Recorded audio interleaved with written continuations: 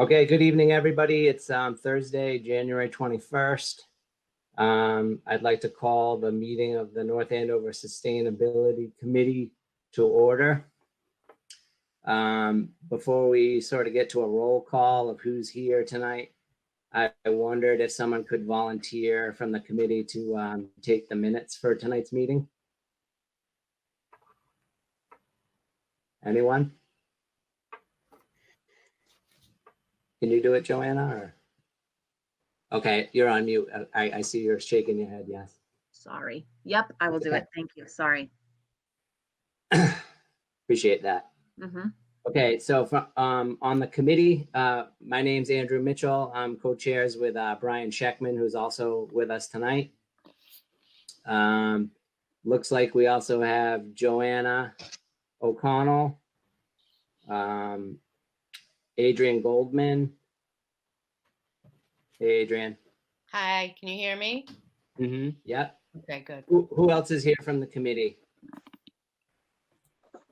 Jess and Alvin. Yeah. Jess 2 for 1. and Alvin. Okay. Kim's here.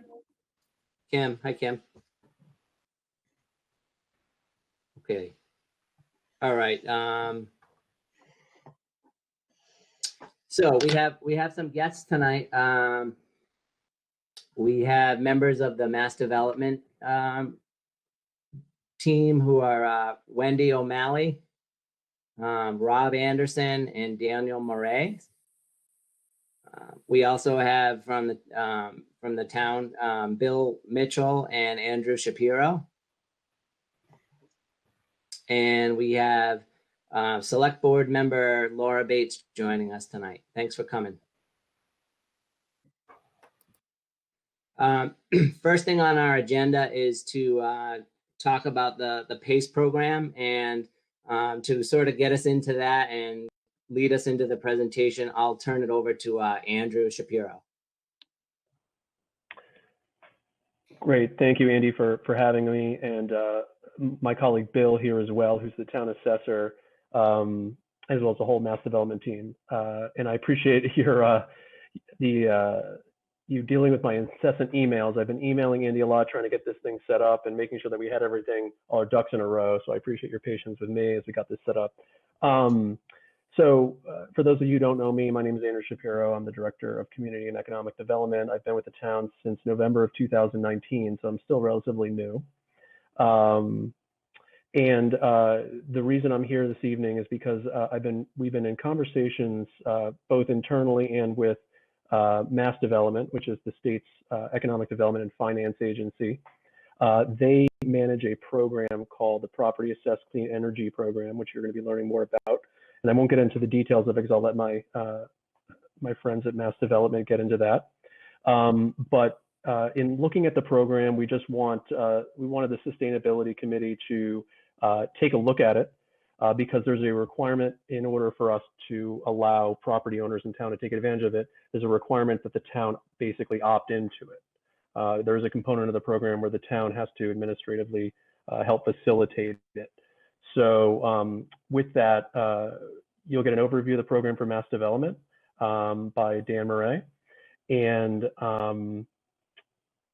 also, if, I don't have any general expectations of the meetings tonight, but we're going to have to bring this before the Board of Selectmen, or the Select Board now, actually, the Select Board at some point in the near future, in the form of having them approve a resolution.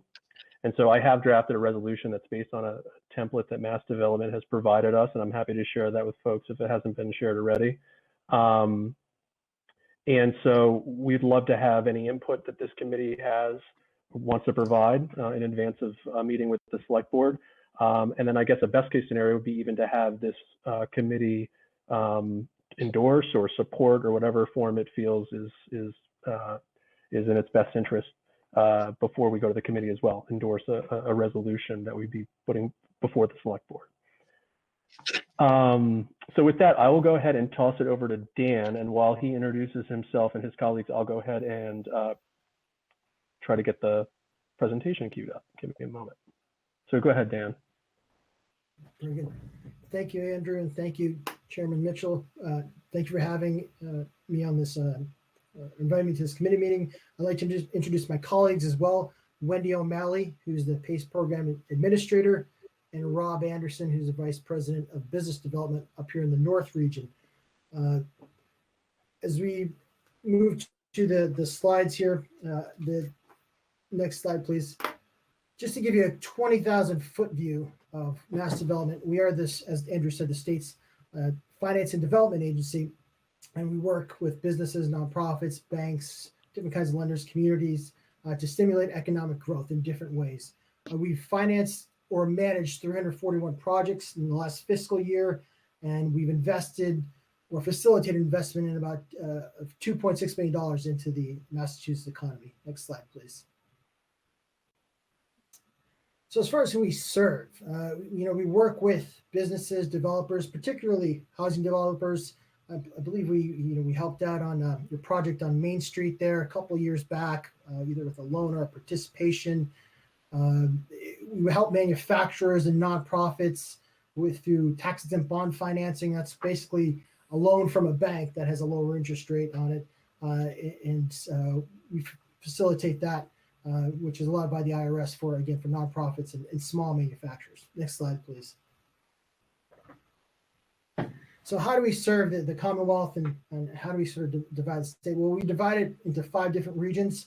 Myself and Rob actually work in the North region, which is basically everything north of Route 2 and out past up to 495 a little bit, up to the New Hampshire border. And Wendy, this is all pre-COVID. Wendy worked in the main office at 99 High Street in Boston. We also have an office in Devens, Massachusetts. Our office in the North region is actually located, just across the North Andover town line there in Lawrence at the Lopoli building. We haven't been back there once since March, but we're nearby. Long story short, and so if you ever want to stop in, maybe a couple months down the road, or several months down the road, feel free. We'd love to, or we can come out to you if you have any questions. But that's how we divide the state. Next slide, please. So as far as what we offer on the, some of this doesn't necessarily apply here, but we offer real estate technical assistance with developing projects. So we have in-house staff that works with municipalities to really get the maximum out of any type of land parcel they have, the maximum value out of any type of land parcel they have. We also work in financing, where we'll, as I said before, provide bond financing. Let's say Brook School wants to refinance their existing debt. They can do that because they're a nonprofit, and we can use taxes and bonds for that. And then we have loans and guarantees. I believe we use some of those types of products on your project in Main Street a couple of years back. We also have tax credits. We apply for a new markets tax credit. So long story short, we work with these different entities in various ways, and we partner with banks and work with banks in various ways. Next slide, please.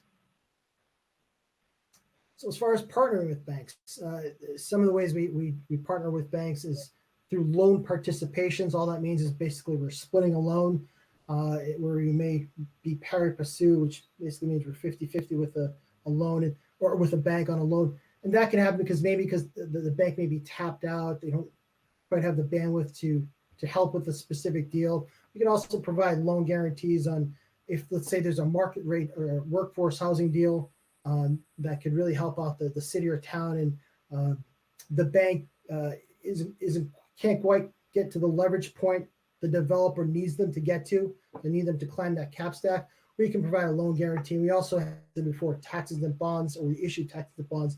That's where we partner with the bank to provide low interest rate financing to nonprofits and small manufacturers. Next slide, please. So the newest way we work with lenders is through something called PACE. As Andrew said, PACE stands for Property Assessed Clean Energy. That's not to be confused with PACE acronym is used in other industries for unrelated topics. But as far as energy efficiency financing, PACE, as I said, stands for Property Assessed Clean Energy. And what is it? It's a tax-based financing mechanism that allows low-cost, long-term funding for energy improvements from third-party capital providers. It's not our capital. It's not North Andover's capital. It's not the Commonwealth of Massachusetts' capital. It's third-party capital through their capital provider or bank. PACE financing is repaid via a betterment assessment on a property's tax bill. This gets back to what Andrew said just a minute or so ago.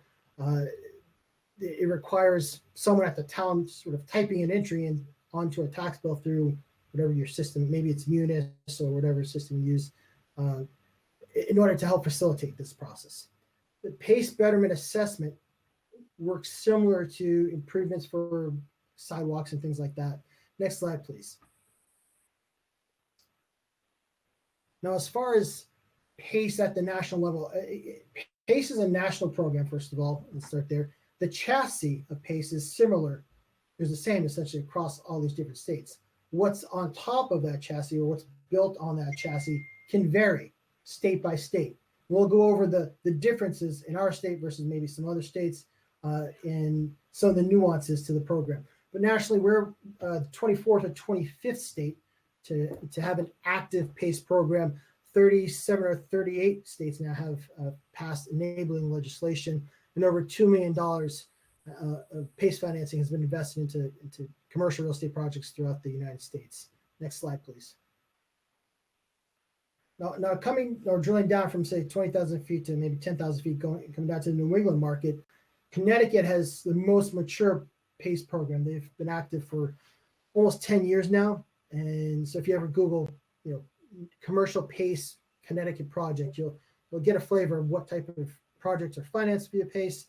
In Rhode Island also has a program, although theirs is newer, not quite as mature as Connecticut's, but New Hampshire also has a PACE program or has passed enabling legislation.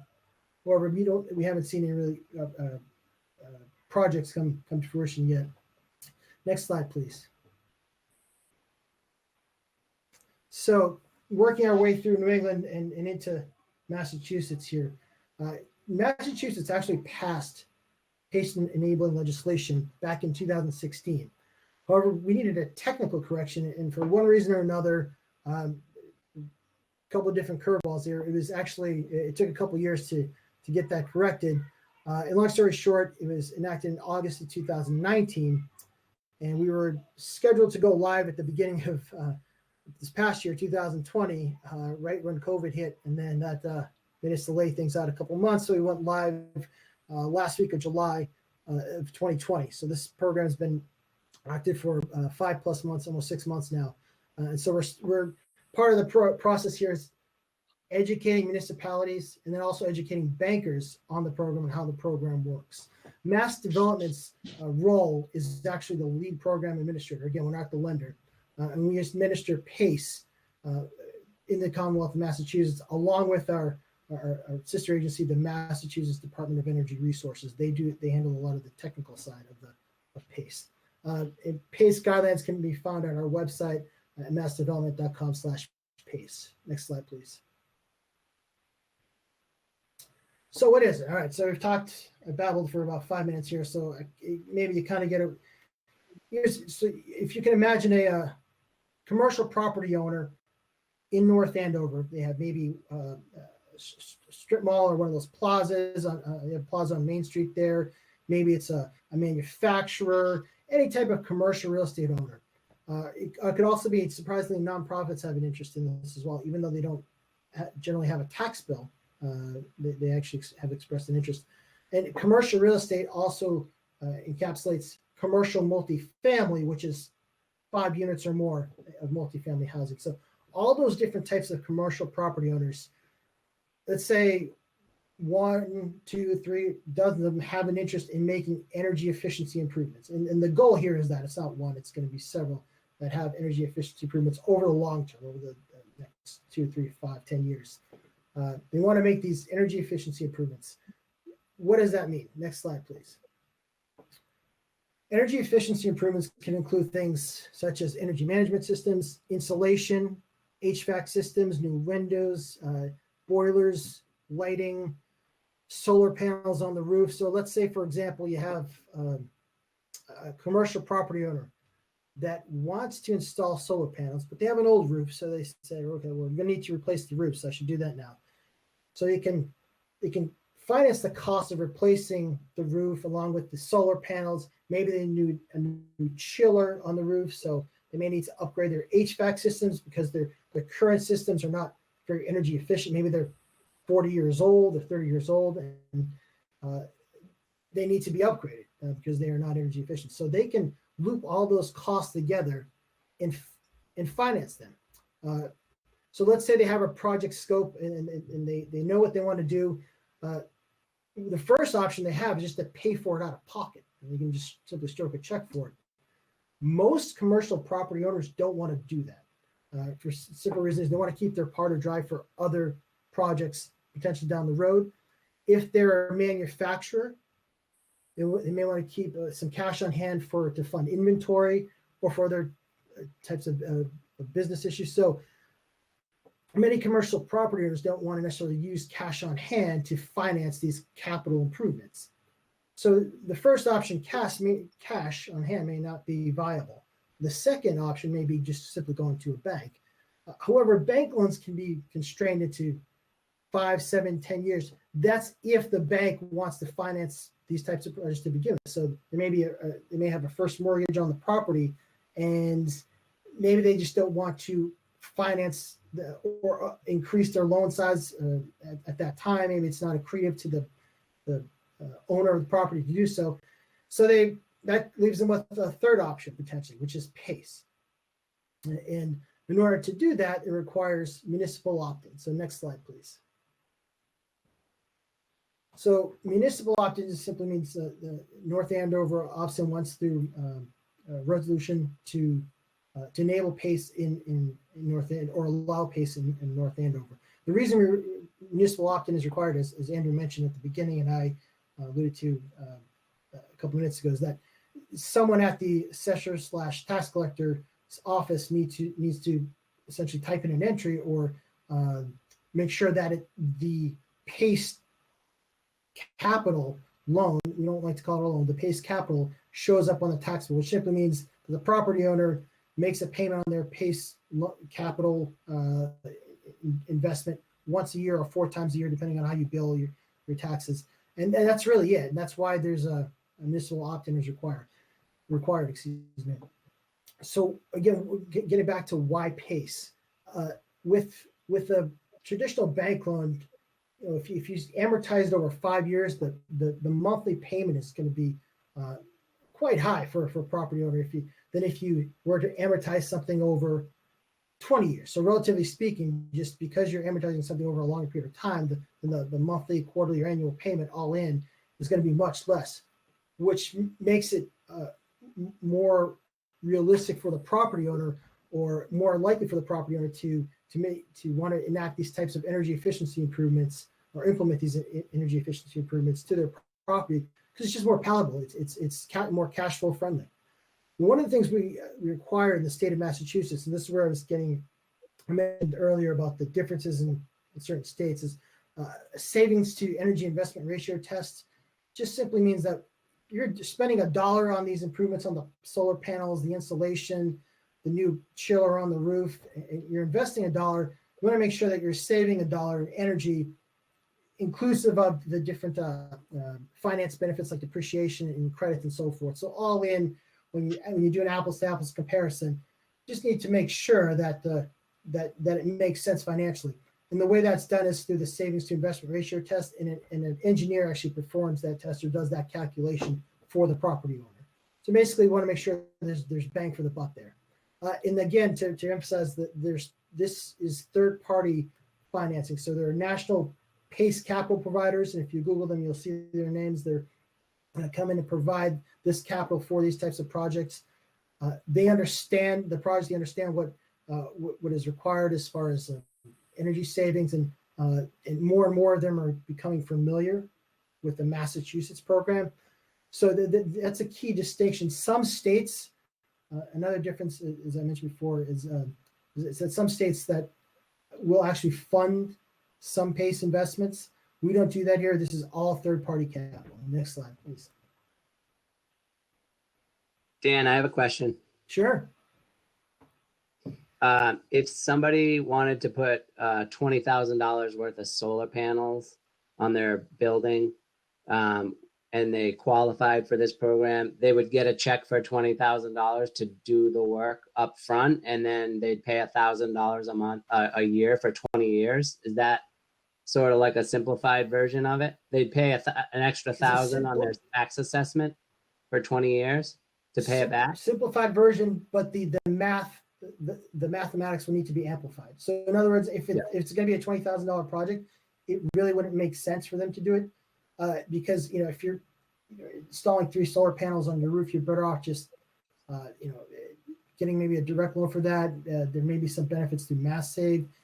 This commercial PACE program is really geared more towards commercial properties with larger scale projects. When I say larger, for the economics to work, one thing you got to keep in mind is you're paying an attorney to process the paperwork, maybe paying a fee.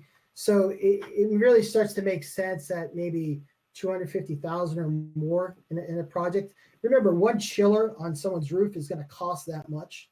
So if it's a commercial property, with a roof replacement, new solar panels, new chiller, new windows, new insulation, then in the aggregate, those costs can increase rapidly. And at that point, that's when it really makes sense to use commercial PACE. So the math, your math was correct in then how it's divided up, but the scale wasn't there. So if let's say there's $1 million worth of improvements, and it's a $50,000 per year payment, so 50,000 multiplied by 20 years, that gets you to $1 million. So that property owner would be billed that. I don't know if you bill quarterly or semi-annually, but at the end of the year they would owe $50,000, and that's what they would pay the city, and that's what North Andover would document on the tax bill. They pay the city. The city would then forward that to mass development, and we forward that to the lender. So there's one point of entry, so to speak, which is mass development. And I'll get into, there's a flow chart at the very second to last slide there. I'll get into the mechanics of it. But you're essentially correct, just not quite that scale. So one other element that's required, and this is true in all states, is really that the existing mortgage holder needs to provide written consent. And so why is that? Well, I have a mortgage on the plaza on Main Street there. It's called Wells Fargo. If I have a mortgage there and the property owner says, well, I want to make these PACE finance, energy efficiency improvements, I want to use PACE financing, they're going to come in on a tax bill. So they're going to be ahead of Wells Fargo. So initial response by Wells Fargo maybe, and they've approved this nationally, so Wells Fargo's okay, so is Bank of America. They may say, well, wait a second, why you're in first position now, we don't want that. Well, one of the things that the first thing that needs to be explained to a bank, and that's part of what we do, as well as part of what the PACE capital provider does, is PACE capital can't be accelerated. So if that plaza owner on Main Street makes $1 million worth of improvements to that plaza, including solar panels, installation, all that good stuff, the only thing that can be accelerated, or the only thing that can be collected, is that $50,000 that's due that year, not the remaining $950,000 that's due over the course of the next 19 years, the remaining 19 years. So once the banks understand that, then they get on board, because that PACE capital is improving their collateral. New windows, as I said, insulation, new LED lighting, which is low-hanging fruit, the solar panels, they're improving the energy efficiency of that building, decreasing the expenses on that building because it's much more energy efficient, and just increasing the overall profitability on that building. So as I said, once they understand that, then and that's what, when I say that, that's what we, in researching this nationally, that's the understanding we have, and that's what we've seen. And again, we're looking to still close our first project here in Massachusetts, but that's part of what we're doing in educating banks. As far as the limit really is just is what the PACE capital provider underwrites. So there's technically no limit. So if you have a larger scale, a larger property there that requires really deep renovation, maybe they're going down to studs. It's really what, in terms of what capital they can get from a PACE capital provider, it's really dependent on the underwriting of the PACE capital provider, just like it would be with the bank. Next, and one other thing before I click over, the property, the PACE tax thing stays with the property. So if the property is sold, the PACE lien stays with the property. And that's what makes this different than traditional bank financing, where property sold, it gets paid off by the new lender and the new property owner takes over. This stays with the property. And again, that makes it more likely for the current property owner to do that, to make these energy efficiency improvements, because it's friendlier to their midline, excuse me, to their bottom line, to cash flow, to make these energy efficiency improvements, and it's done in a cash friendly way. Next slide, please. So you have a property owner that expresses some interest in PACE. Maybe they've heard about it. Maybe they own property in other states, and they're a larger developer, or they've heard about it through friends and family in other states. What's the first step? Well, first step, if they haven't selected a capital provider and they have questions, they can just call us. Rob Anderson is the quarterback for the North team. So if you have any questions on PACE or anything else for that matter, whether it be loans, tax credits, brownfields, anything, he's the quarterback, so he can then delegate that to myself for PACE financing or bond financing, Mike Galligan for loans and guarantees, and Eleni Vertinos for brownfields development, and so forth. So long story short, if a developer has any questions, they can call us. But if they know the program, they get it, and the first step they're going to take is select a capital provider. They need to pick a horse. So who's going to provide the capital? And they're NationalPACE capital providers, and they'll work with the developer. They can also refer them to engineers to do the savings to investment ratio test. Second thing they're going to do is submit an application to Mass Development. Mass Development, as I said, works with Mass DOER. Part of the application is the technical application, the actual energy savings and so forth. DOER will conduct the technical review, and Mass Development will do the financial review. Next slide, please.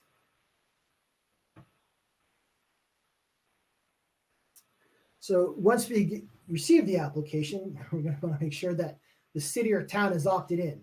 And so that we're going to verify that. And we're going to make sure that all the financials are in, because obviously the PACE capital providers are going to need that. We're also going to verify that the mortgage holder has provided consent. Again, it's very important, whether it be Wells Fargo, Bank of America, some of the regional banks up here. So to take a step back, some of these national lenders are very familiar with the program because it's active in other states. Some of the more active states, Florida, Texas, Missouri, Ohio, Connecticut, California, if they have a footprint there, they're going to be familiar with it. But even if they're familiar with it there, some of the local reps here may not be, so we need to do some education there. We also are, as I said before, educating some of the local and regional banks here. So that's part of the process. There's making sure that there's first mortgage holder consent. If the application is approved, then the owner proceeds with the capital provider and it finalizes the project details, as the slide says there. The municipality would be notified and the financing documents are drafted. And that's when we move toward closing. Next slide, please. So when the financing closes, the municipality levies the PACE betterment assessment and records the PACE lien. You then assign that to Mass Development, and we assign that to the capital provider. So we're just sort of the one point of contact here, so that it gets both funds as well as documents get dispersed properly. The municipality's responsibility is for the billing and collecting of the PACE assessment via your property tax bill, and then dispersing that amount to Mass Development's paying agent, which is Zions Bank. So that gets back to one of the first questions.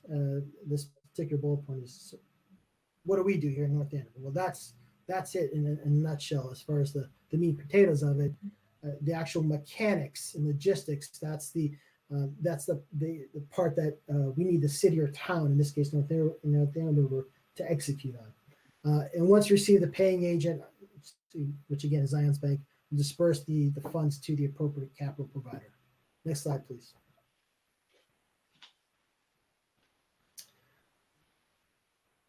As far as municipalities, is Taunton's on there. So Taunton was the last city to opt in, which was about a week and a half, 2 weeks ago. And then prior to that, about a month ago, Boston opted in, which is big. So slowly but surely, maybe once every 2-3 weeks, a new city or town opts in. And I think when methodically going through this process. Some of the cities and towns have expressed an interest right off the bat because they've had a developer reach out to them and say, hey, this is I've seen this in other states and love to get on board when this becomes active. So some of these cities and towns actually reached out to us because the developer or property owner reached out to them. And some we've just been through just educated them on the process. And, prior to us going active, we actually went out to a couple of cities and towns. When I say we, Wendy, and I think Wendy's record was, 1 o'clock in the morning in Hyannis as far as committee meetings and getting a particular city or town to opt in. So the point is that it can be a time-consuming process to educate and then get this implemented in each city or town. So that's why you don't see over 300 cities and towns on the list. So it's the opposite we had a couple of weeks ago, and it's slowly but surely we're moving forward. Next slide, please. Dan, could I just interject quickly? Sure. I think for the purposes of this committee, the details in terms of financing and stuff is probably going over my head, and it's probably going over a lot of people's heads. I think it's there's just too much technical information here. I think it could easily just, for the purposes of our committee, could you distill it down to what reason would a town have to not opt in? Because it sounds like at a high level, it's another way that property owners can become more energy efficient. It gives them another option to finance it. And I just want to know, why wouldn't a town opt into it and at least give the property owners that option? Is there a cost for getting into it to the town, or is there do you have some sort of metric as to how many businesses end up using it once they opt in? Those types of maybe questions would be more suited to our committee. Sure, and I appreciate that. I'd love to record that, Chairman Mitchell, and play that for other cities and towns as far as why wouldn't you do this? It is in a sense a no-brainer. You're precisely what you said. You're giving the property owner another way to finance something he or she wants to do to improve their building and make it more energy efficient. As far as why they wouldn't, there is no reason to do it. As far as any fees, there's a recording fee, but we reimburse for that. Sometimes this is the very last slide, so I can understand there may be some shell shock there, but sometimes cities and towns say, you know what, this is going to require a human being to do something, and we don't have the bandwidth to do it. Well, it's not. It doesn't really require bandwidth. It's not the town's finance. It's not their capital. There's no bond issuance. It's just simply making sure that an entry shows up on the tax bill and making sure the funds get dispersed. And that this, as I said, this will be the last slide. But in terms of just not to get into the weeds too much, the mechanics of it, the property owner pays North Andover. See that green slide, the green rectangle there, then pays Mass Development, and then we pay the PACE capital provider. So you're getting, long story short, the second, in the sense you opt in, you're providing that option to the property owner, as you said. And by doing that, in a sense, you're making your commercial property assets in North Andover more valuable because you're giving those owners another option as far as how they make those improvements. So those are the benefits. Can I interject really quickly too from the town's perspective on this? Sure. I think Dan summed it up pretty nicely at the end there. I think this can just be another tool in the town's toolbox. And from an economic development perspective, there's definitely a benefit to the existing property owners here. Obviously, when you make improvements to a building, and Bill can speak to this, Bill Mitchell, when you make an energy efficiency improvements to a building, like sinking a significant amount of money into it, that then re-rates the building or the property value, and can mean more tax dollars to the town or the municipality in the future. And then in addition to that, when you're talking about companies or developers or people looking to buy property, they may know going into looking for those properties or looking for those opportunities that they want to make significant energy efficiency upgrades or renewable energy upgrades to a building that they're going to end up purchasing. And if they see, for instance, that North Andover has opted into the PACE program, so it's another avenue for them to take in terms of being able to finance that type of project versus, let's say, another neighboring town or city that does not have the PACE program, then they may be more apt to then say, okay, well, I want to invest in North Andover because this is another tool I can make, I can avail myself of, if I were to buy property there. And I just wanted to give Bill an opportunity, Bill Mitchell. I don't know, Bill, if you had any comments about anything you see as a burden to the town, potentially in terms of running this project. I mean, we talked about it a little bit. I don't think there was anything that we felt would be a problem, but I just wanted to allow you to speak to that if you had anything to say. Yeah, certainly, Andrew. And, I think we all can see the advantages to accepting this to the town. And to Andrew Mitchell's point, I think the only thing that we discussed and the only reason a municipality would be hesitant to administer this program is because it is another administration that we have to oversee. That might require us implementing a betterment program with our munis system. If we do that, I know Mass Development will help with that. We spoke about that. So there's no cost to us there. And it's just administratively, we have to make sure that we make sure that payment makes it on the quarterly bill. We do bill quarterly here. And that we have to funnel that money through our accounts into Mass Development. So it's just an administration portion is the only thing I can think of that would keep a municipality from opting into this program. And we've spoken about it. I've spoken with Lynn Savage, our finance director in the town.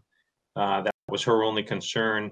I used to be in the town of Sturbridge, Massachusetts, where we had betterment program in munis, and it's really simple to administer something like that. So I don't see any issues of why we wouldn't accept this program.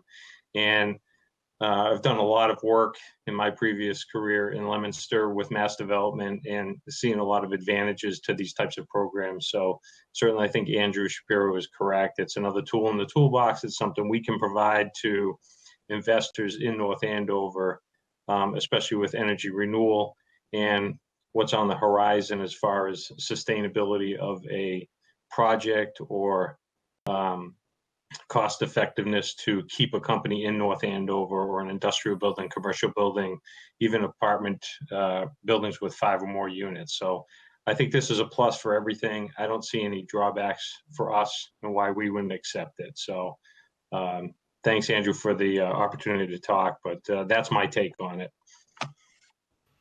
And if I could, I had a question.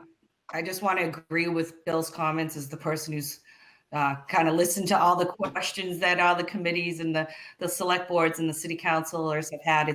It's what is the risk to the municipality? Is there any risk? And just educating them and making sure that the finance team is supportive. And you're very lucky in your town that you have a finance team and assessor with the wherewithal to be able to process this and to see the benefits and to want it.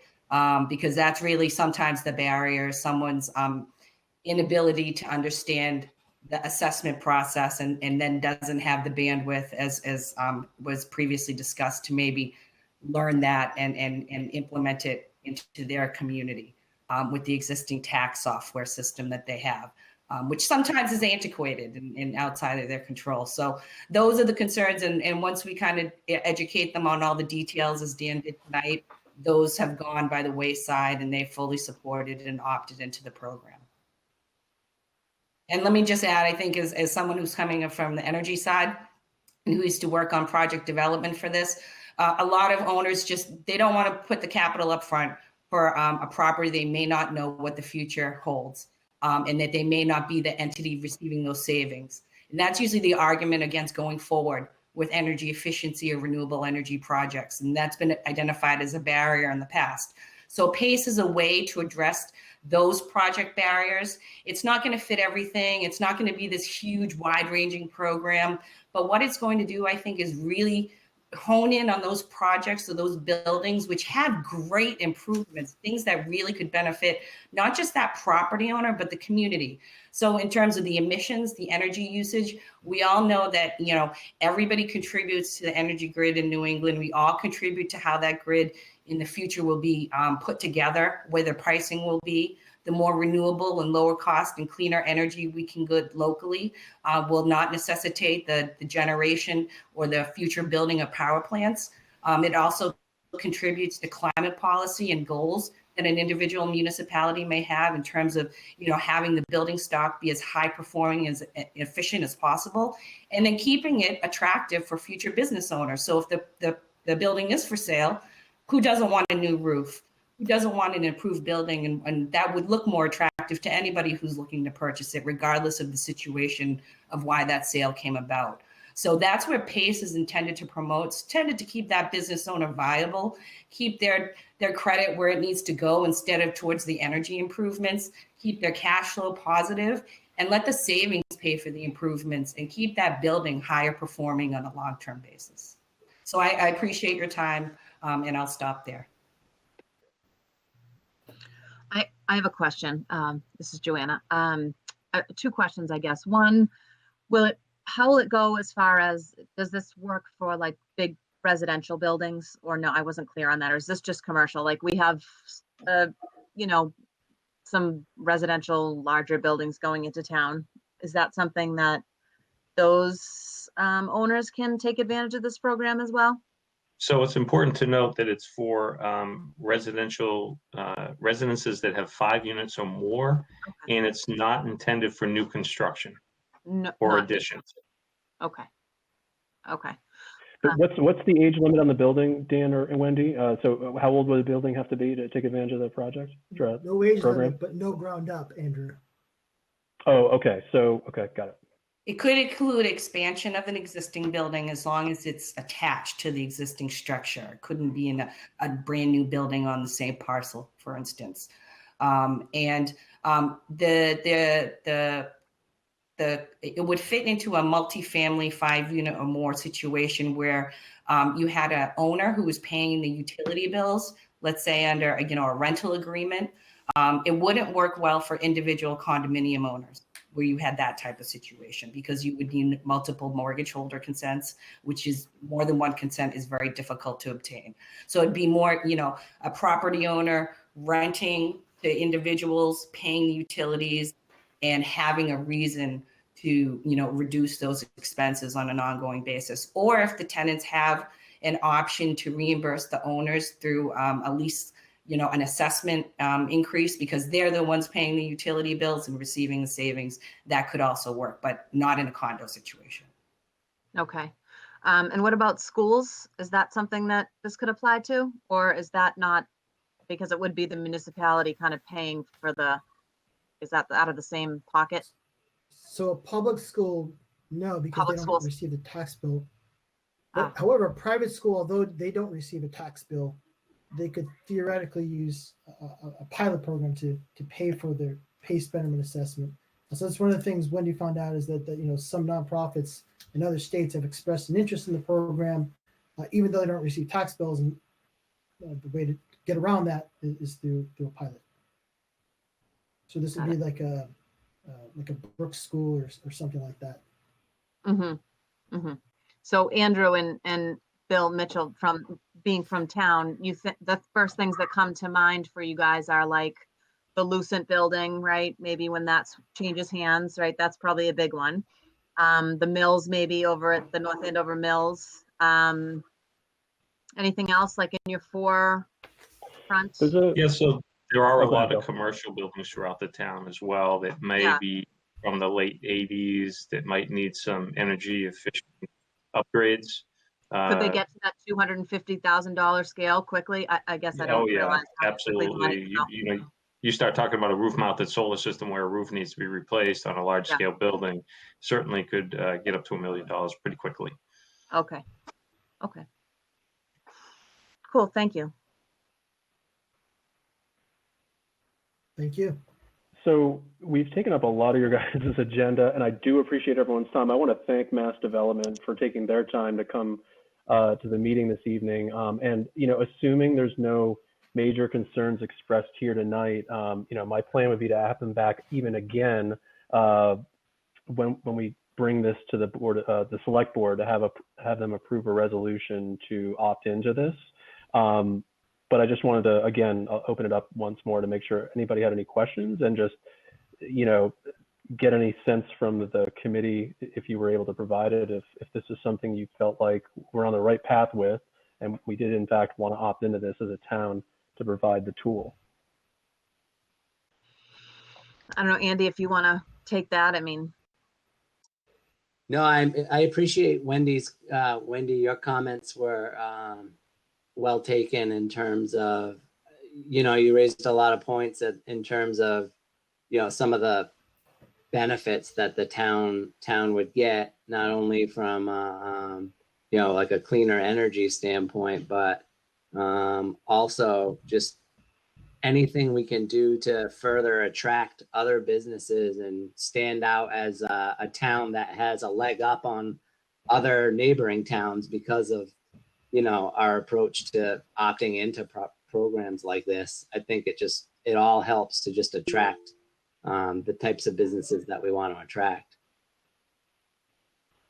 I can't. Yeah, and you all saw the list of municipalities. So we have an opportunity to be on kind of the front third of municipalities in the Commonwealth to adopt this, which is great. I think it sounds like a great idea. I mean, I don't have any say in what our committee is saying as a whole, but I mean, you know, upon first glance, I think it seems like a good thing to, like Andy said, to promote, you know, clean energy. And I do think that we do have some older buildings, and I think that the Lucent thing alone, you know, would be super helpful there, whatever ends up going in there. Because that's a perfect example of a giant building that has a lot of old stuff and could really, if we could connect solar there, it would be pretty great. Andrew, I can forward you a resolution template so you can have that on file. I'm way ahead of you. I have it, and I've already you know, edited it to get it in a format that the Board of Selectmen could consider it. So we're in good shape. Great. Does anyone else from the committee have any questions or comments? Otherwise, I will just echo what Andrew said and thank the folks from Mass Development for the presentation and for taking the time to educate us. I really appreciate it. And, Thank you for your time. Thank you. Okay, great. Yeah, thanks. Bye. Thank you. Thank you. Great. Thanks, Andy. Do you need us anymore, or are we free to go too? I don't know. Again, I'll circle back with you, and I'm sure we'll talk some more. But thank you for your time tonight. Okay, I appreciate it. Thank you for hosting us. Thanks, Bill. Take care, everyone. Yeah, thank you guys. Thanks. It was a pleasure speaking with you. Thanks a lot. Yeah, you We'll see too. you around. Okay. Bye-bye. Thank you. Bye. All right, guys. In the interest of time, let's just jump right into the next thing on our agenda, which is the Earth Day townwide cleanup. I guess we still have April 25th as our tentative date. Let's talk about it. Where do we think we want to host it this year? I think we probably have to stick with where we were this year. No, just COVID restrictions, you know, Yeah. making it too big, I don't think would be good this year to do. But that's just my opinion. Yeah, it's tough to plan a big celebration and have it not come to fruition. Yeah, I'm still willing to do, you know, the things like doing the textile drop off, because again, that doesn't, you know, that's no contact, so that's easy enough. things like with Kasaya doing the composting. I think, you know, it's still socially distance appropriate. So I think that a lot of what we wanted to do, we could still definitely do, just not at the scale that I wanted. Right.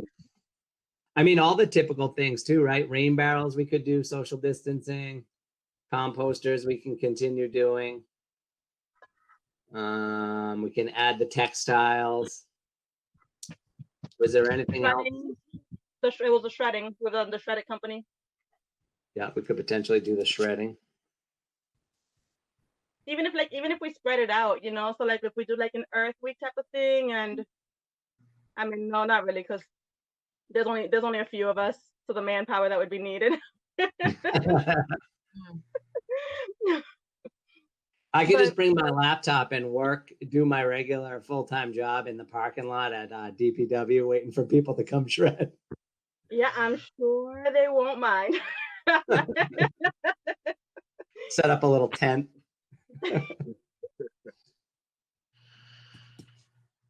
All right, so should we, you know, like assign some people to sort of take lead on each component, or? Yeah, I'll take care of the textile. I already have that contact person. Okay. And obviously, Joanna and I can work with Kasaya for the composting, right, Joanna? Yep. She can easily be there or send someone to be there easy. What were you thinking about the composting? Just having like an informational person there, or bring like, their hey, compost down? Like what do the buckets look like? You know, what goes in it? Things like that, like display of the soil. I mean, one thing that we really enjoyed when we picked up soil one year for the Andover festival was that they were doing the soil, so the kids were able to, you know, to like get their hands in the soil and feel it and everything. And that was just really awesome. I mean, especially now where we're doing all this composting, and I mean, we're getting a lot of compost sales, by the way. In case you guys were wondering, we are doing quite a few backyard composters. Those orders are still coming in, even though it's winter. Those orders are still coming in. So it'd be great, you know, to show like this is what it turns into. Little samples. Yeah. We also need to, just to skip out for 1 second, is that reminded me, because we're paying on those compost bins. So we need to figure out a way to raise a little bit of money. I know that's not ideal and not a good thing that anyone wants to think about, but we're spending money every time we sell a bin. We're spending money on that out of our, you know, it's coming out of RDP right now, but that's only because the composting has stopped at the schools. So we need to figure out a little way to make money. Always. So that's a brainstorm. Yeah, I know. If we want to solidify that date, that would be good, because like I had mentioned to Andy, I got you know, the annual rain barrel email from the contact lady, and she's eager to set it up, you know, and we can start selling them now, you know, with pickup that day. Right? We can still do that with COVID, right? Yeah. Pick up that day. Absolutely. Okay. So well, we have a quorum, so if you just want to motion for that, we can probably lock it down right now. the date. Yeah. Which is April 25th, Sunday the 25th. Okay. So I That'd think be my good. mic was off when I was trying to talk to you guys earlier. Oh.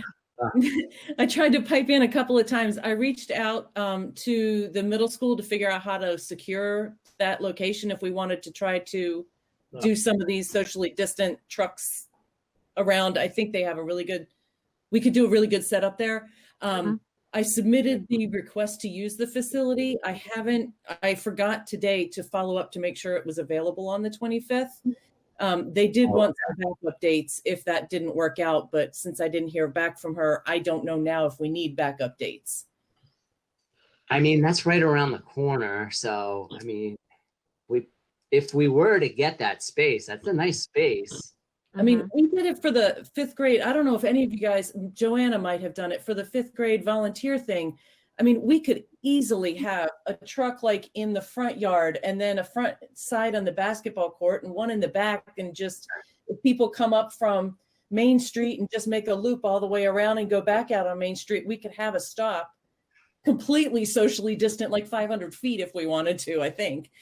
Yeah. We would be 500 feet apart, but we could definitely do something. There is a requirement to have a safety plan because of COVID, and she offered to give me a sample. She didn't send it to me yet, so I followed up earlier in this meeting. I sent her a meeting to confirm that the date was available and ask her for some samples, but I don't think our safety plan would be difficult to put together. We'll just have everybody apart. Nobody gets out of cars. Are we talking about using the middle school entrance instead of the DPW as our home base for that? Is that what we're talking about? Yeah. Okay. Yeah, that sounds great. Yeah. Because with all these ideas that we could do that Jessica's got, I mean, I think we can still do it with COVID. I mean, if kids are going to camp and school, we can certainly do a drop off for textiles and shredding and stuff. Like, Yeah. I mean, I don't know. I might not be as paranoid as the next person, but we need to do the stuff. Well, and again, like even YMCA, they were doing the food drives where you could drive up and pop the trunk food drives. I am A-okay with doing pop the trunk textile drive. Like that'd be great. I know we have like 20 bags we need to get rid of. Don't worry, Joanna, we've been dropping it off at Holt Road. Don't worry. Thank you. That's how we're making some money. Yes. And I don't know whether that could be the promotion, is to say, how much can we get for the sustainability committee? I don't know. We could probably word it some way to help out that way.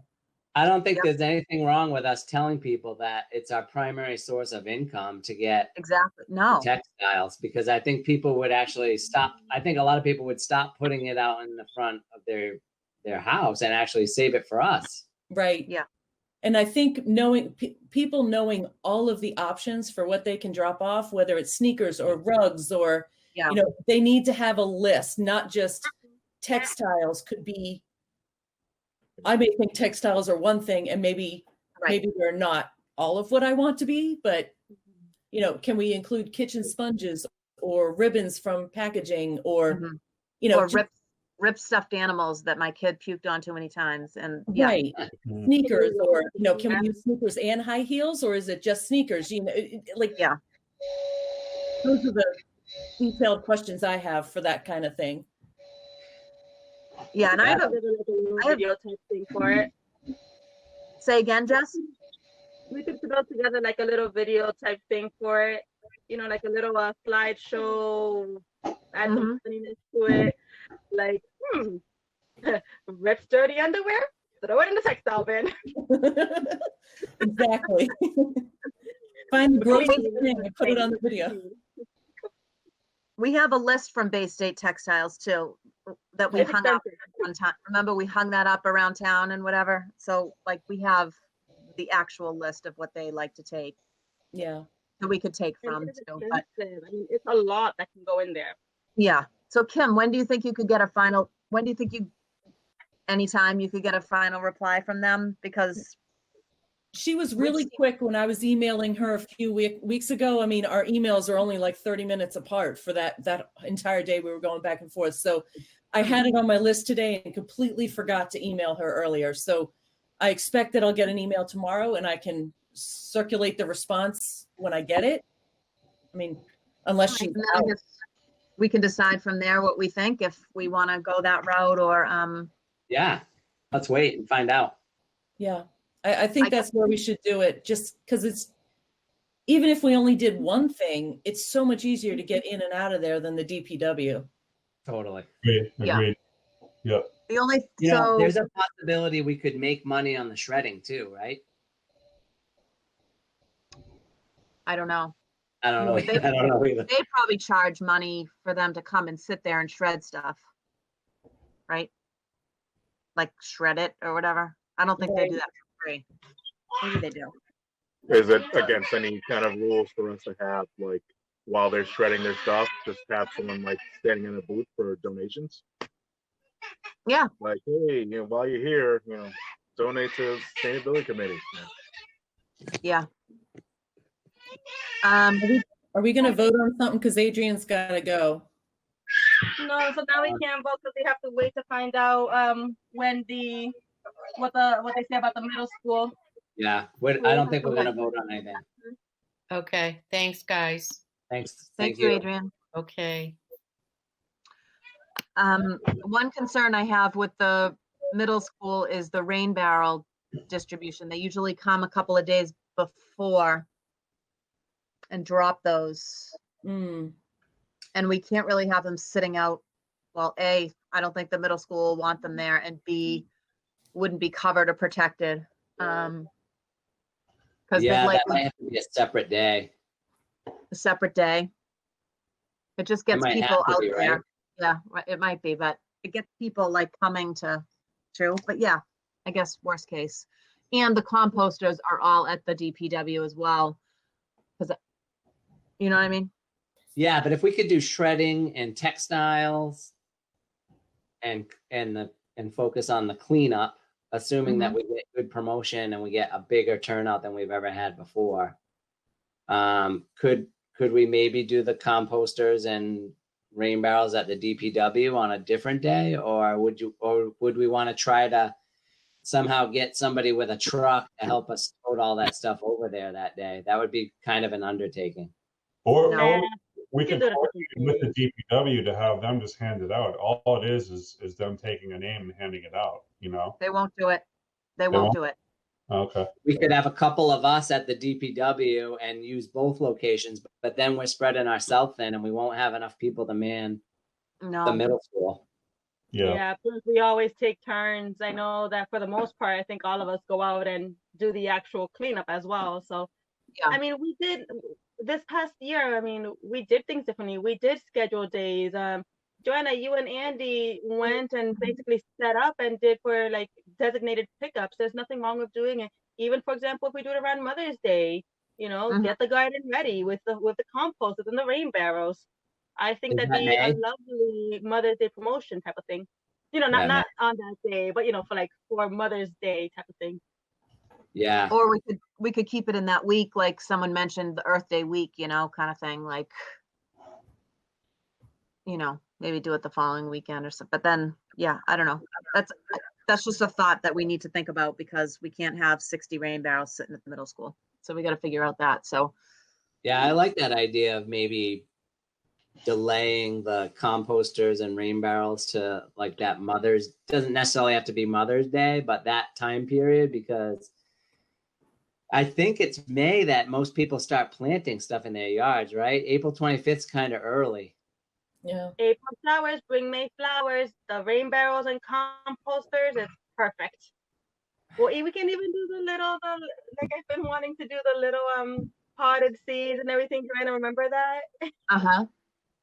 Yeah. It'd be perfect. But on the flip side, people are going to want to start composting like when it starts to get warmer, because they're actually starting to have their soil go, right? So like beginning of April, we could even move it to the beginning of April, or like we could, and just like get them going, you know, April showers again, harnessing the rain, right? But the composters are available all the time. All the right? time. All the time. That's true. They are available all the time. That I wasn't even thinking about that. How many rain barrels do we usually get? We get about 50. Oh, okay. 50 orders, like people pick up, 50 people are picking it up each year, or you order 50 at a time? 50 people order. Okay. Yeah. Because I saw at the last one, the composters, since they break in half, I have an SUV. I'm happy to make a few trips and bring them over to the middle school, because they're not full size. I'm just trying to figure out how much we could do in one day at one location versus composters and rain barrels being delivered or picked up here. Just trying to think out loud. In an SUV, you can fit 4 composters. Because that's what we do. Yeah, that's what we've been making the deliveries. We'll typically have 4 in the back, and they fit very well. Even with stuff in the trunk, they fit really well. Okay. So we could have composters at the middle school. Say we have 8 of them or 10 of them, and then like if we happen to sell out of those, they can just go to the order form and order them. I think the bigger thing was the rain barrels sitting there. So which we could do on a separate day and just be done with it and have nothing to do with the composters that day. I don't know why I was like intertwining those two things together. It really don't have to be at all. Yeah, I think the benefits of going to the middle school and doing this outweigh the fact that we might not be able to do rain barrels on the same day. Yeah. Yeah, I think there's so much more visibility with the middle school. Yeah. Just throughout the town, it's so much more visible. Definitely, I think it outweighs that. We could have someone like at the corner, not dressed as a Thompson Tiger, but dressed as like a globe. And be like, don't kill me, come over here and do With the big sign that they spin around, you know, like one of those spinny signs. something cool like that. We could make that a kids project to have come up with a costume for standing on the corner for that day. Yeah. That might be like a townwide, I don't know, something. We talked about that before about getting kids involved or projects. Yeah. The signs, getting the Earth Day signs up and everything. I'd love to see that. Make up a mascot like called like Earthy or something, you know. Only if you agree to get into it. Yeah, I think part of the promotion this year has to be focusing more on schools. Even if we have to get in there and talk to classrooms, I don't know if that's even possible with COVID, but Of course you can help. it would be great if we could just get the schools to somehow compete for most people to help out with townwide cleanup or something like that. Because the kids will get the parents out.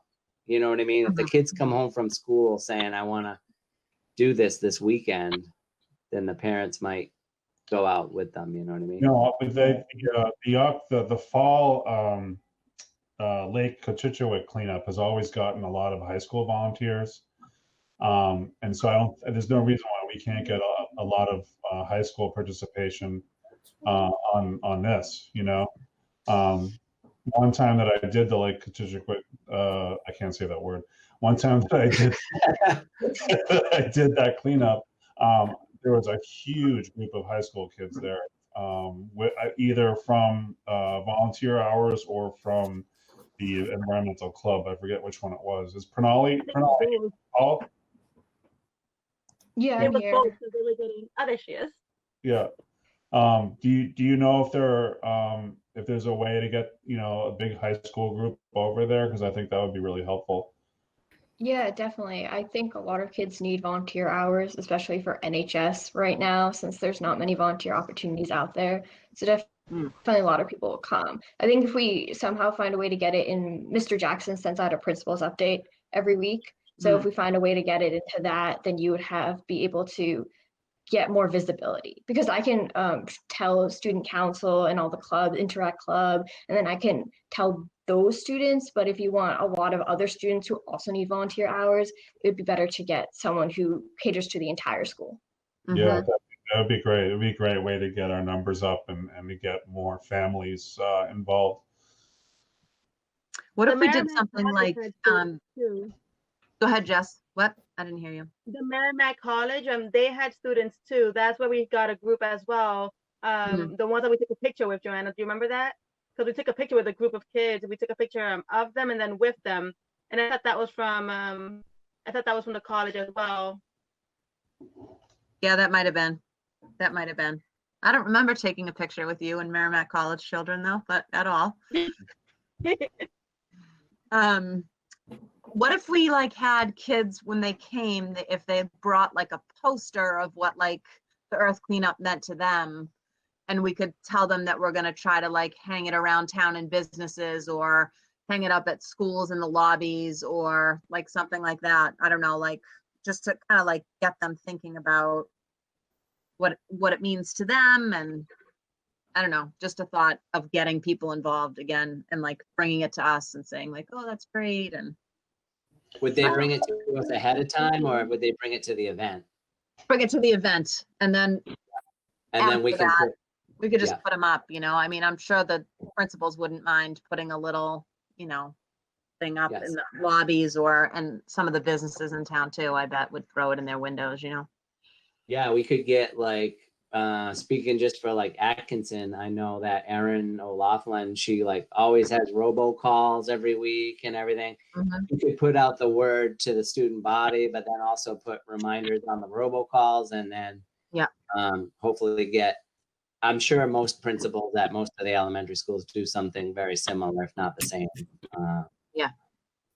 So it'll be good to get in touch with all the principals. Yeah. I wonder if we could contact the principals, and I think sometimes the teachers have some sort of Earth Day curriculum week or whatever with the kids. I wonder if we could coordinate something with that and with the Merchants Association, if the kids got those posters or whatever done, if we could hang them up the week of prior to the event and put them around town. Mm. Also digital. You what? Also digital. I mean, my kid is, in OLA, so ours, everything is just digital. I mean, I would love to see a slideshow of all the kids' drawings and everything. That would make me very happy. Okay. Yeah, unfortunately, I don't think a lot of kids are going into a lot of the businesses downtown until COVID's over, right? That's true. Well, I mean, not that the kids would go in, but I could reach out to Sally Finnemore, who's now involved in the Merchants Association. I can reach out to her about physically getting whatever, physical posters there are. And if we took pictures of them and did a digital thing, maybe there's somewhere it could go on the town website, or we could post a different picture every day on the sustainability Facebook page or Twitter or something. Oh yeah. I love that idea. I think there's ways to get the word out with the OLA and the in-school kids. Agree. I know our OLA students are very much used to, doing their drawing and taking a picture of it and emailing it. They're wicked used to it by now. Okay, so I think maybe between now and the next meeting, which would be, mid to late February, we should try to get the materials together, like write out the copy, right? Like if there's going to be flyers or messages that need to go to individuals, we should have all that stuff written, right, by the next meeting. Yeah. Oh, Brian, do you usually contact the police to get the signage? I was going to say, I have that contact. He's a police officer, with NAPD. And as soon as I have the exact location as soon as we have that nailed down, I'll put something out to him right away. Okay. Get approval on that. So I can just, because that's usually the location where they have that one of those signs is right at the middle school, because it's right in the center of town. So that, as far as, visibility, that tells you something, that's where they choose to put it. That's as soon as we have that date and we have the exact time and we have the location, I'll get that out to them. Yep. Okay. I think I put 9 to 2. I had to put some hours in there, so I did 9 to 2, thinking we might actually do the advertised 10 to 1, so we'd have a little bit of extra time on each end. But we can. Okay. Yeah, we did 10 if it's to 2. free, if it's available, we could probably tack on an hour. Right. On either side too. Okay. Just let me know when you get the approval from whoever you have to get it from. Yeah, I'll send it out as soon as I get something. I'll send it to everybody. Okay, great. And I think we should have a picture of Bernie at the inauguration somewhere in. Absolutely. He's an unofficial sponsor. Sitting out in front of the middle school. Just have it sitting right there. Bernie, you're a day early. It's not till tomorrow. But I think it would be great if, I don't know if we've done this in the past, but when we write whatever copy we put out, that we also kind of like formally invite the Board of Selectmen, something like that. I think that'd be kind of nice. Like formally invite, Christina Minicucci, people like that, representatives. I think it's just a nice gesture, Mm-hmm. Even town employees, that would be even town employees, right? Yeah. That's a nice idea. Yeah. Because, just for them, it kind of gives them a little recognition, and then it gives them an idea of like, hey, I'm a leader, I'm an example maker, so I should go do this, Mm-hmm. Well, I think Phil did join in a couple years ago. I will give Phil credit for that. He totally came. I remember that. Yeah. Phil's up for anything. Yeah. Yeah. Laura usually goes out with our family, so she's been taking part in this for a while too. Yeah. I don't know if she's still on the line. There she Yeah, is. I'm still here. Yes. I'm still here. Yeah, we go out every year with you guys. Laura, we're volunteering you to join us. All right, cool. Anything else regarding the townwide cleanup? Everything's on hold till we have a date. Yeah. Hopefully I'll get an answer to you tomorrow or Monday. Great. Yeah, and I'll try to update I'll try to find, I'm sure I have the flyer from last year, and I'll see if we can spruce that up a little bit. Would Yeah, we also- start circulating that around or whatever, and we can kind of, right? Because I might Yeah. have it too, but I definitely one have thing- like things I gave to the principals and stuff, so I'll just change those dates and stuff, then I'll send those out to the schools. That'll be easy enough. And we do have an email list in our Google Drive somewhere, if I can find it. Oh, yeah. We should definitely use, and I know we need to add to that as well, but it is something that there are a good number of names, email addresses there. Yeah, So- that's a good idea. As soon as You I know, find we could add to that the anybody who's ordered a compost bin through the Google form, Yeah. we can just dump those in there as well. yeah. Yes. So part Yeah. of my question when I did the form for the compost bin, one of my questions was if they want to join, basically be like get information from us. So I should Yeah. probably go ahead and put the ones that said yes. I should put them on that spreadsheet. In my Yeah. defense, we haven't met in person, so things aren't quite like fitting in my head. Yeah. You should go upstairs and brush your teeth. It's after 8. It's 8:50. So for Great American Rainbow promotion, we sort of already covered it, but I would say, yeah, we'll be doing that again, but it just might not be on our Earth Day event. Or we Yeah. could promote taking orders for them at the Earth Day event to be delivered May 1st or whatever it is. I don't know. We enough can't about- have to go in advance, like way in advance, it's right? Nina? Pretty advanced, yeah. They need Yeah, it like, the deadline is usually like early April, right? For the yeah. Yeah. Yeah, couple weeks in advance or whatever to get everything going. We could put something up on NA Cam though too, just like a still about, the rain barrels and that they're available and stuff like that. We should utilize NA Cam more Yeah. because people are tuning in there for basketball games, tuning in there for, all sorts of things. So we should definitely utilize that. But yeah, I guess Andy and I will talk about the date for the rain barrel, and then we'll let you guys all know, and then we can talk about promotion of it next time, maybe what we Sure. think we can do, because we won't have any barrels set up at the library or anything like that this year. So it'll just be really like word of mouth or visual. Well, why not? I mean, the library is doing pickup, so people actually have to walk up, so it's actually going to be more visible because everybody has to go in through one entrance. So it might be a great idea.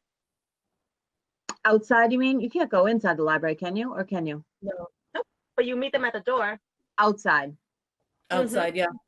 That could work. They're very open. I mean, they're like, they would do it. So yeah, sure. Oh, Outside. yeah, you can just push it out there for each, when they open every day, they could just kind of throw it there. Shoot it that- out.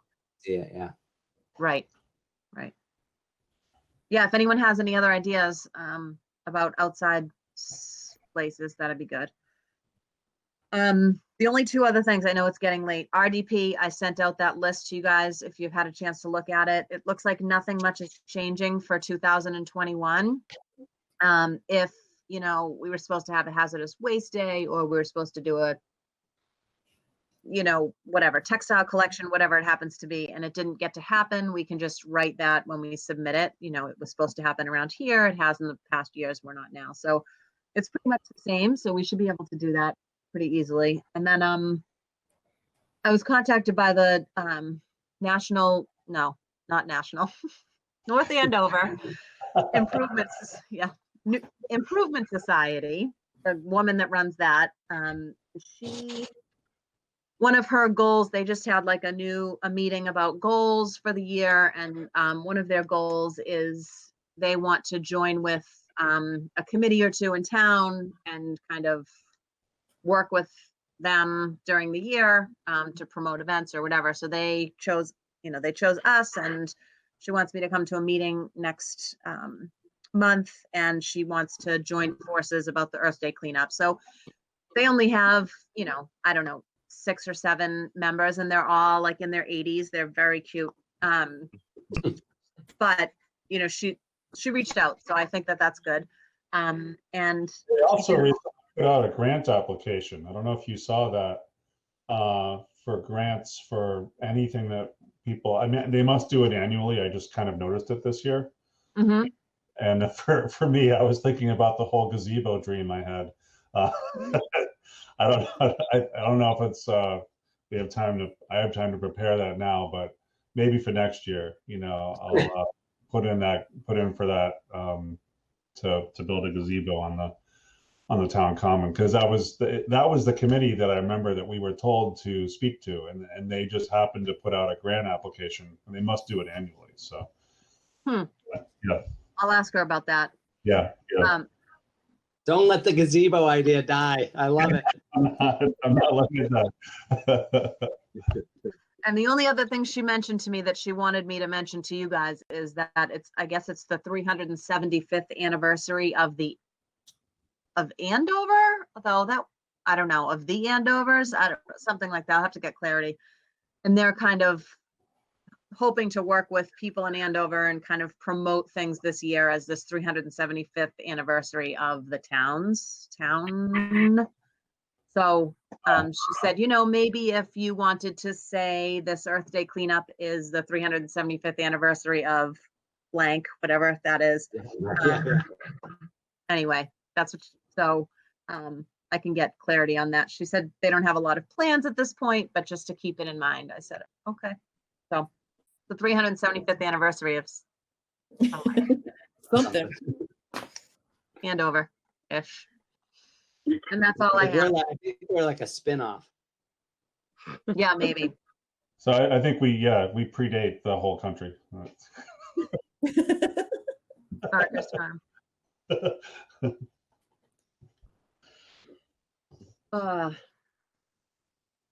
Joanna, what do you need help with for the RDP grant? I mean, I know most of it is literally going to be copy paste from last year. Yeah. Because luckily we are doing the townwide cleanup. We did have the fall cleanup. Our textile bins are all still there. We're gonna do the dry. Oh, you know what? That's right. The 5th graders, the middle school, and they usually do it, so they can't. So us doing that drive will count as an event. Us doing the textile drive will count as an event. Yes. Yep, that will. Good. Yep. Good thing we're gonna plan it. Okay. 375th anniversary of the founding of the Andovers. A grassroots effort to get some things planned this year. The Improvement Society has already published, in conjunction with the Historical Society, a 375th anniversary calendar for 2021. So maybe you could just put a 375th spin on your activities, cleaning up our town for its anniversary year for Earth Day. That's word for word what she said. So it's the Andovers. I wasn't that far off. Yeah, Jess, I feel like the RDP, I don't need help yet, but I'll let you know when I do. You know what you're doing already. And if I need other help, I'll reach out. Thank you. Just a sign task. Don't even ask. Just say, Brian, you're doing this. Andy, you're doing this. Alvin, you're doing this. Okay. The last thing on the agenda, guys, and we don't have to spend a lot of time on it, but I wanted to at least just bring it up. I found out from a friend that Andover, I believe, Andover High School is doing a promotion where they're asking parents and students to like adopt a tree, and the idea theoretically is that by planting a bunch of trees, they'll be offsetting all the paper usage at the high school. And I just thought it was a cool idea. So I forwarded the idea to Pranali and just wanted to see what you thought of it, Pranali. Do you think it's something that maybe there'd be enough interest where we could maybe do something like that in the future? Yeah, so I actually reached out to my friend who's on the Andover High Environmental Committee, and she told me the name of the company that they're partnering with. So I reached out to them, and they said they gave the go, and they said that we'd be able to work with them this year. So I was talking to the Interact Club at the high school. So we actually did get on their website, and we are going to be running the program. So we have Wow. we have like a set number of trees that we're going to try to reach. We have a goal, and then we picked 3 different tree species that people can purchase. And then also on their website is the link to the North Andover High School page. And so that's where people can order trees. Wow. So I was just, yeah, so Awesome. basically everything is done so far. The day that we're going to be picking up and selling the trees is April 24th, which works out. I don't know if we can make it something with like the cleanup, maybe do a comparison or like a collaboration. But it's basically, I was hoping to do it at the high school, but I still have to talk to Mr. Jackson about that. But volunteers would come to the high school, and then there'd be a set list of all the people who bought trees. So people can either have the trees planted in their house by volunteers, or they can come and pick up the trees themselves. Cool. Awesome. We want to hear about these things. What's the website where we can link to the North Andover program? Who are you partnering with?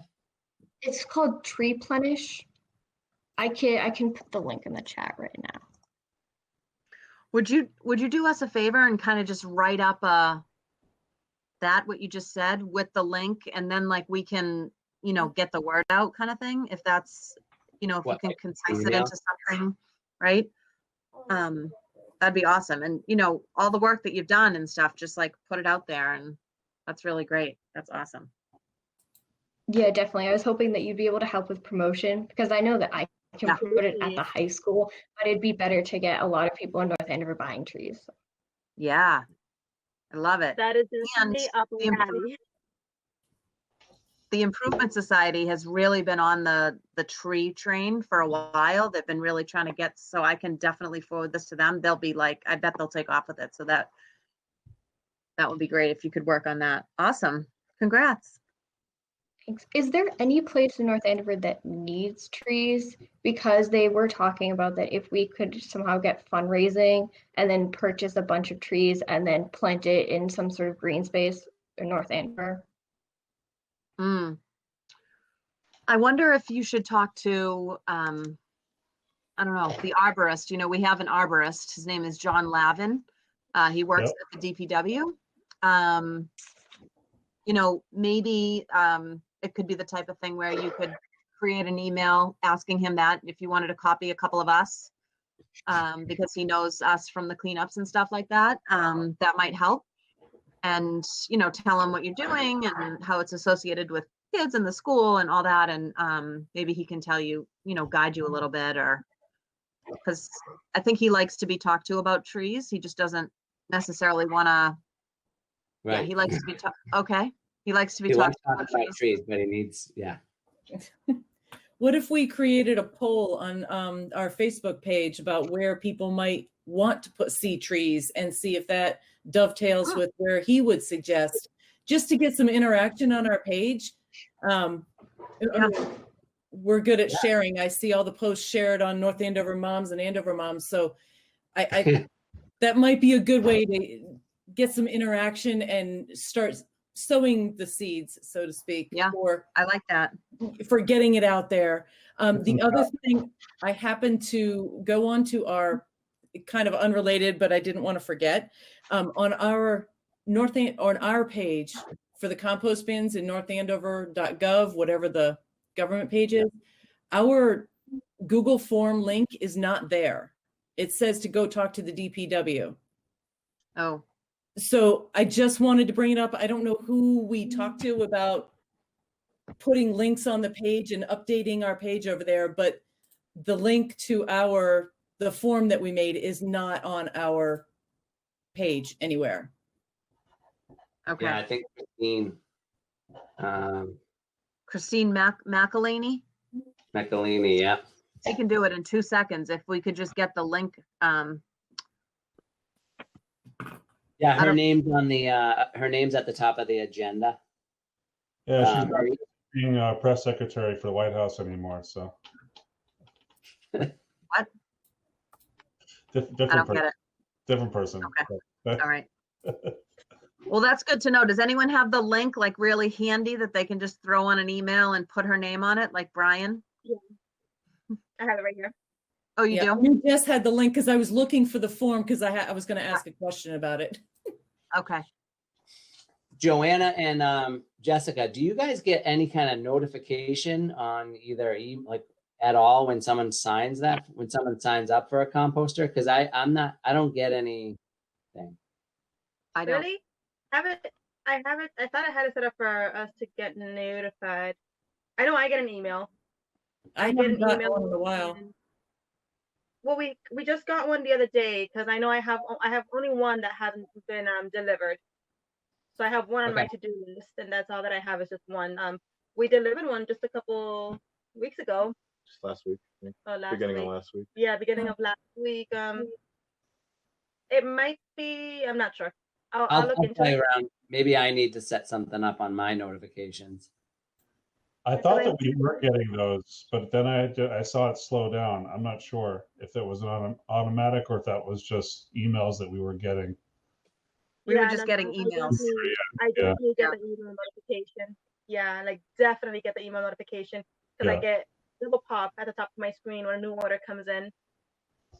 Cool. I'll have to check that out. If anybody sees some setting where you can, start getting those, just share with the group.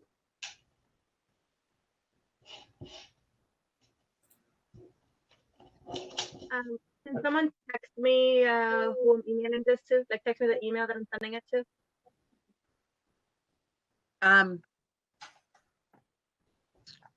What's You're her, on my TV, so I don't see. I can't check the chat. I can what's send it her to you name? after the meeting if you want. Yeah, and then Okay. I'll just send over the link. It's Yeah. also it's in the Google Drive too.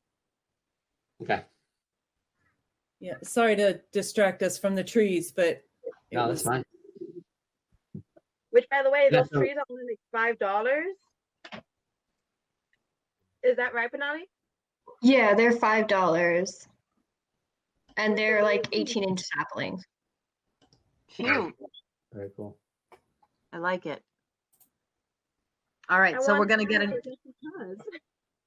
We have some to-dos. Everybody have their little to-dos that they have to do.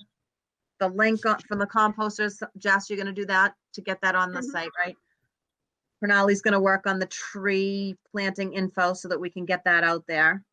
And then we're gonna work on a blast for the cleanup. Kim's gonna get back to us with the location. We can solidify the date. And I'll talk to MAPD about the sign.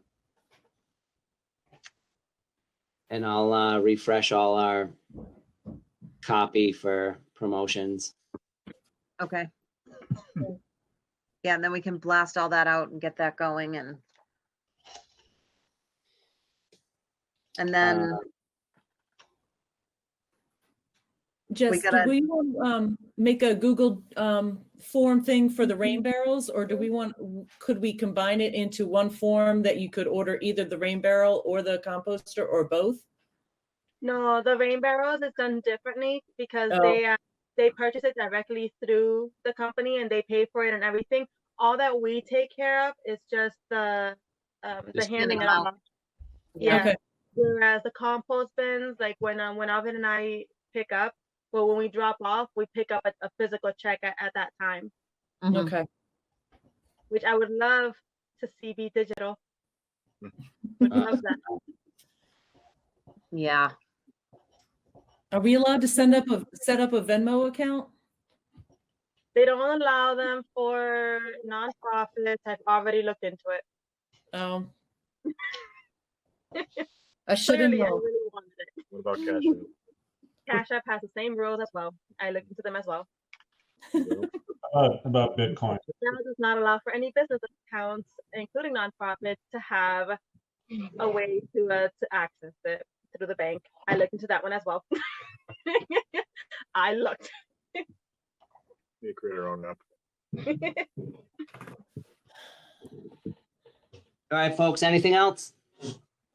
I did the math on Andover's. 1646. I saw your note. Are Okay. you holding something up? Yeah. You gotta open the chat, Andy. 375th anniversary. I'm a math whiz, what can I say? I figured it out.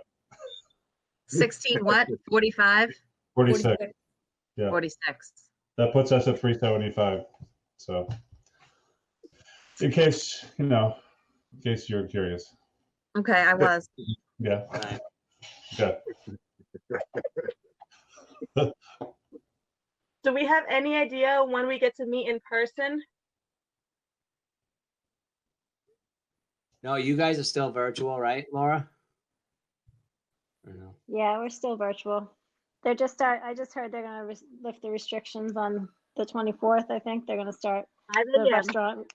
Yeah, the restaurants and stuff. So I don't know. Hopefully soon. I'd love to be in person. Same. We're gonna need a new room, I think. Yeah. Yeah. Oh yeah. Especially if we have any more heated topics that get the room filled up. Yeah. Even without that, man, we're like 13, 14 people. So Mm-hmm. Plus, I really like that room though. I like that conference room. It's too bad though. Yeah, we're gonna need a bigger space. I'd rather meet outside, to be No. honest. I'd like to meet outside with wine. Wait, no, just outside. Although guys, we've come a long way. Remember when we used to meet in that little back room at Yeah. the DPW? Oh, yeah. We used to meet in their lunchroom. We used to meet in where they ate lunch.